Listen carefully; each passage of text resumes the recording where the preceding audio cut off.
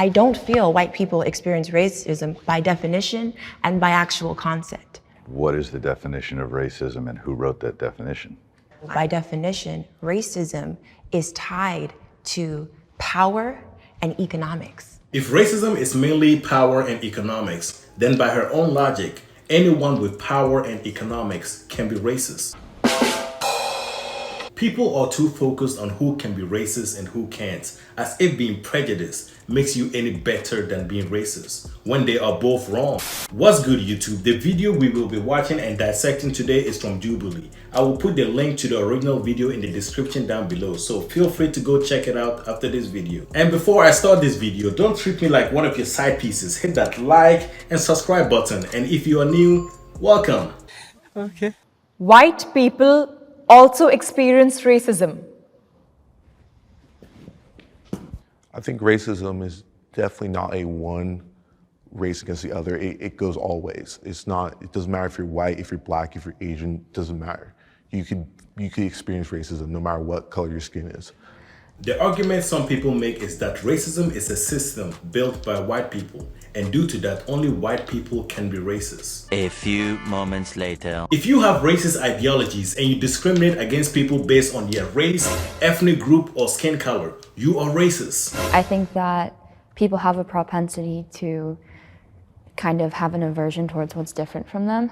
I've been called a cracker before. I've been told I was going to get beaten up because I was white.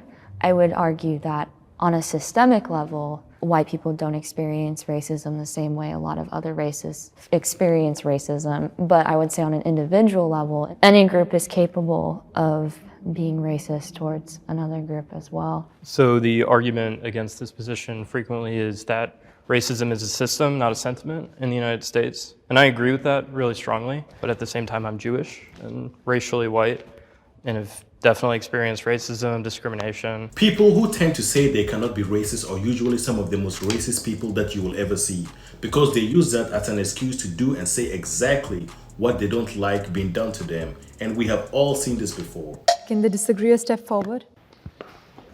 So I just want to say that I want to validate everyone's individual experiences. I do also believe that white people experience bias, prejudice, but the reason I did not step forward is because by definition, racism is tied to power and economics. If racism is mainly power and economics, then by her own logic, anyone with power and economics can be racist. I mean, you're not wrong, but you didn't have to say it. You talked about systemic discrimination. I don't feel white people experience racism by definition and by actual concept. What is the definition of racism and who wrote that definition?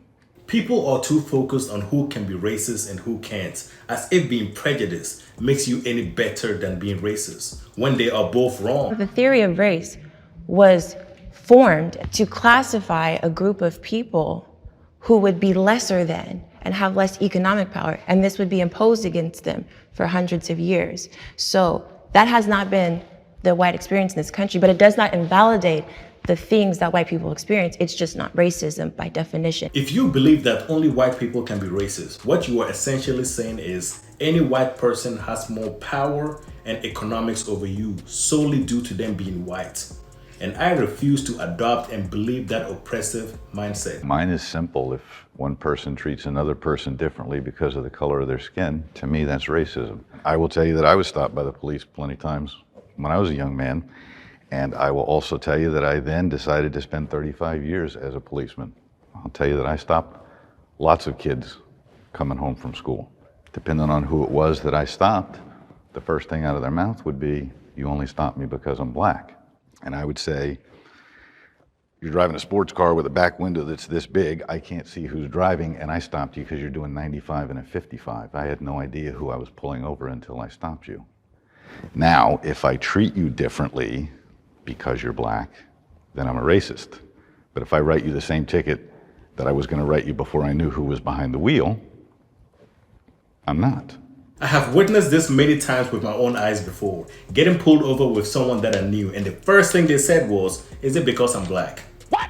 It never occurred to them that maybe it was because they ran a traffic light, that maybe it was because they were speeding, or maybe they were driving with an expired license plate.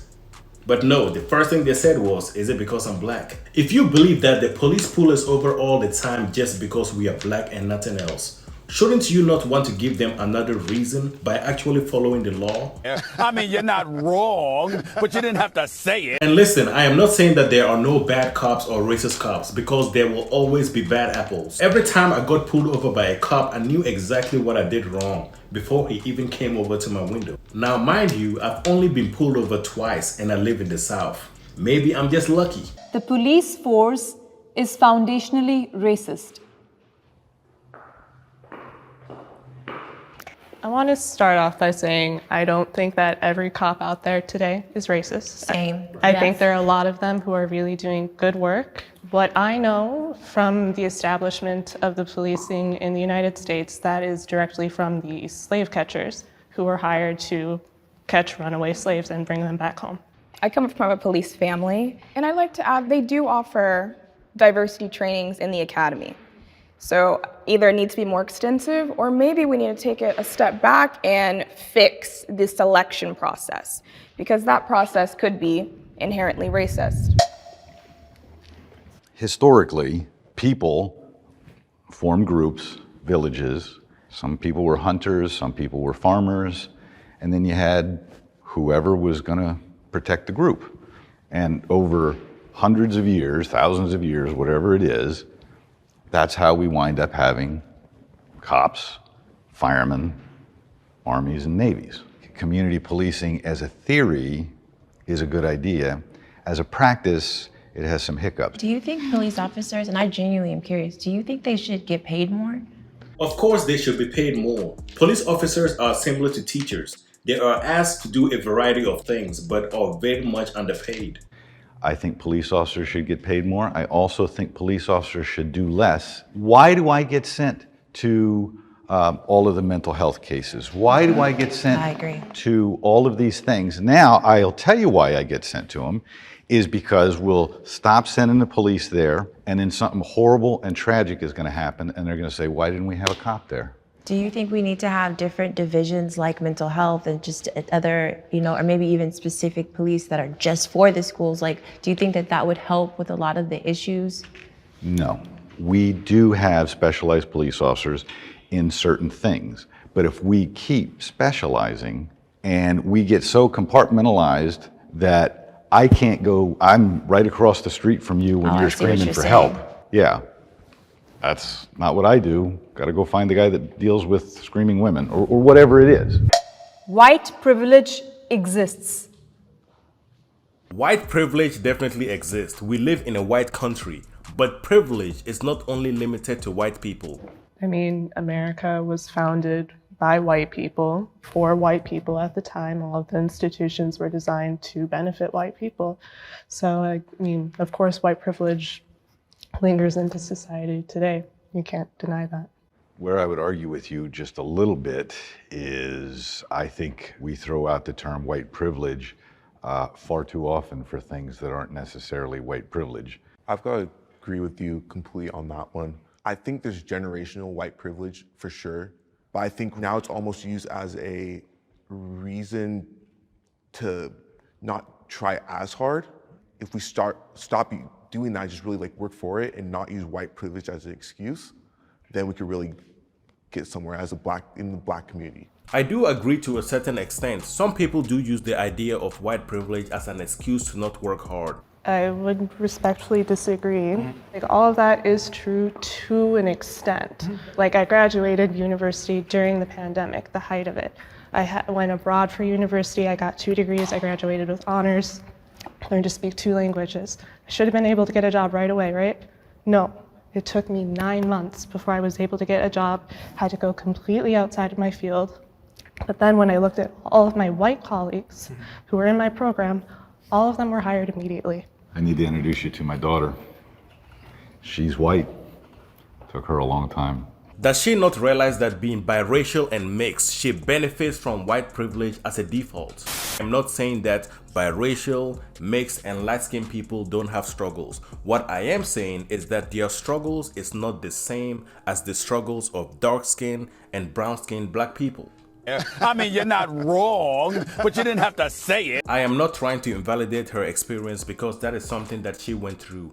I myself did not get a job right away in my field once I got my degree. Some of my colleagues, not only white people, got their job immediately after they got their degree in the same field. What? And I eventually came to realize that it was because they knew people. And because they knew people, it helped them get their job quicker and easier. I could have compared myself to only the white people in my field who got a job right after they got their degree. So this way, I can feel better about myself by saying the only reason why I wasn't able to get a job right away in my field after I got my degree is because I don't have white privilege. I am not saying that white privilege doesn't exist because we know it does. My point is when things don't go how you want it to, most of the time it has nothing to do with your skin color. And I'm not saying that. I'm saying And just she didn't get her job in what her degree is in either. I respect that, but my point is saying me comparing myself to the white students who were directly in my position. I'm just curious, am I the only one that don't compare myself to white people? They're successful, I'm not. We need reparations for the black community. If black people were to get reparations, the only way I could actually see it work is by investing into the community with programs and education. But then the question becomes, how many people do you think will be interested in these programs? It gets more complicated with individual reparations because the question then becomes, who gets reparations? How do you trace back their ancestry to if this person was a slave and if they weren't a slave? And what about the people that came from slaves but left the United States? Would they get reparations as well? What about mixed people? Will they get reparations? What I personally believe is money cannot fix the black community. What we have to do first is get more educated and fix our mindset. Reparations should be for a collective, not individuals. Anytime that black communities in the US tried to, pull themselves up by the bootstraps, they were attacked. Like, I think it was in Tulsa, they bombed the city. Black Wall Street, it was completely destroyed. So again, something needs to be done. We have so many black millionaires and billionaires today that if we wanted to build back Black Wall Street, we could. But the question is, what is stopping us? It's not white people. When I think of reparations, I think of something similar to a stimulus check. Which is literally the worst way to get reparations, because what happens is you will spend it like a stimulus check and the money will go right back to the people that gave it to you. And guess what? You will be back in square one. You stupid. My worry is with the lack of financial literacy, will we actually make strides? So I would love the idea of investing money into programs in underserved communities, something like that. But I do have a fear that even if we did have the money, without that generational knowledge of how to take care of our finances, that it would just deplete and defeat the purpose. But even if that were to happen, though, I still think that that would still be the right step. We'll give these people the funds or whatever. We'll give them our promise, and if they float or sink or whatever, that's on them. At least we as a country took the right step. I'm all for money going to the community. I am for that because the communities right now are the way they are because of things in the past.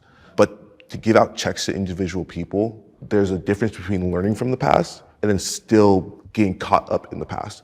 I mean, if I had a time machine, I could go back in the time and be like, hey, you never gave us the 40 acres and a mule. I would be all for that, and I would get on that for the people who were affected and actually went through slavery. But in today's age, no one's experienced it and gone through it. Yes, the communities are taking hit by that, but so I mean, I've never. You don't think your ancestors experienced slavery? I think they do, but I haven't. I've never been in it, so why should I get a check from somebody else who never put it? You should be going way back. So what about the people who are the descendants of the slave owners who are still reaping the financial benefits of your ancestors who slaved in those fields for literally generation after generation? You don't think that during that time, your great-grandfather could have been building a business that could be flourishing by now? and you would have a multi-million-dollar franchise as they do off the backs of others? You don't think that deserves some rectification for you in the present time? To be honest, like, no, because again, it's something that happened in the past. Again, I haven't experienced it. I'm doing fine right now. I'm doing fine. And I'm not going to be all upset over somebody else's ancestors who I don't even know who enslaved my ancestors. I don't need it.